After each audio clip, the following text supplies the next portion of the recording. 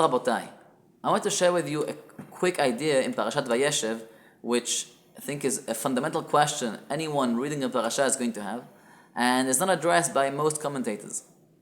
It's a parasha, just the introduction of the parasha is really, every part of this parasha deals with a very, very complex topic of tzaddikim that seem to be doing bad things. Up until now we had clearly Esav and Yaakov, a clear rasha and a clear tzaddik, Ishmael and Yitzchak, and now we start getting to very nuanced details of seemingly tzaddikim who do things that look like an avera. We have Yehuda goes with Tamar, that seems to be a sin. Yosef and his brothers, Lashon Hara, which Yosef speaks about his brothers, they seem to hate him, they want to kill him. It's all very complicated. I want to focus on one point, which is that which Tamar does. Tamar marries one of Yehuda's sons, he dies, she marries the next son, he dies too. And she desperately wants to have a child from Yehuda, from the descendants of Yehuda, so that she can be the mother of the Melucha, of the kings, and eventually Mashiach. The problem is, after her two husbands died, Yehuda is scared. Every son is going to die, and she won't be able to be the mother of Zera Melucha, of the kingship and Mashiach. What does she do? She does something which, if you had asked any rational person, they would think is the most irrational act possible. What is that? Yehuda, a tzaddik, gadol ador, he's going, traveling. She says, I'm going to stand in the way, be there, pretend to be a person he can pay for, he can pay to have relations with me, and Yehuda will come with me, and then from that I'll have children. If we analyze the story, it seems totally irrational to do that. What are the chances Yehuda, a tzaddik, a gadol ador, is going to go with a random woman he sees along the way? And what are the chances she'll get pregnant? And even if she gets pregnant, how will she ever prove it's from Yehuda?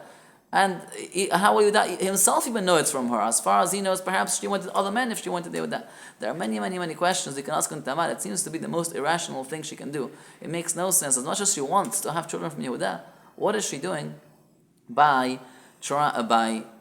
conceiving of her plan and standing in the middle of the way, so that perhaps Yehuda will see and perhaps he'll go with her?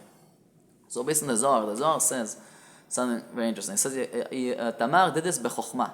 Everything she did was bechokhmah, and she did a ishtadlut. Seems to be Tamar didn't have many options.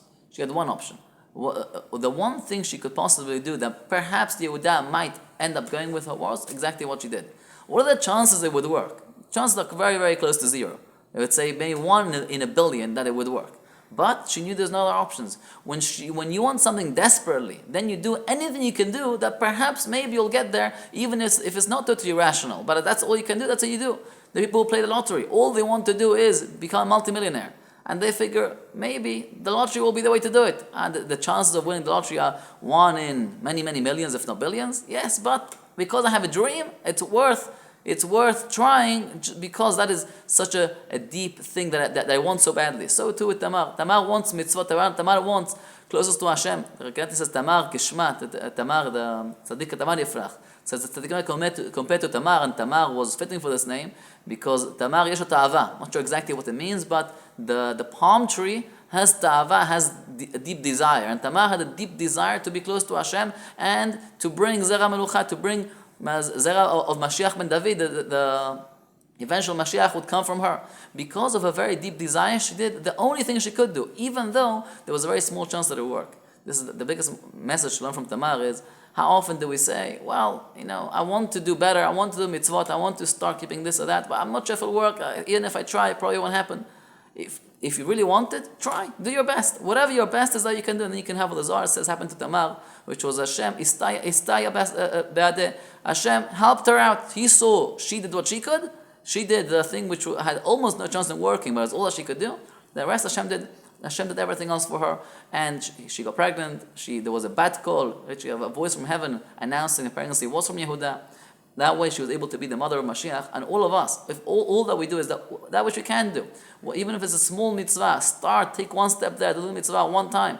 Do what you can do. As Hashem will help us take the next step and give us yatad shmaya that our little step will be the first step in a long road towards Hashem.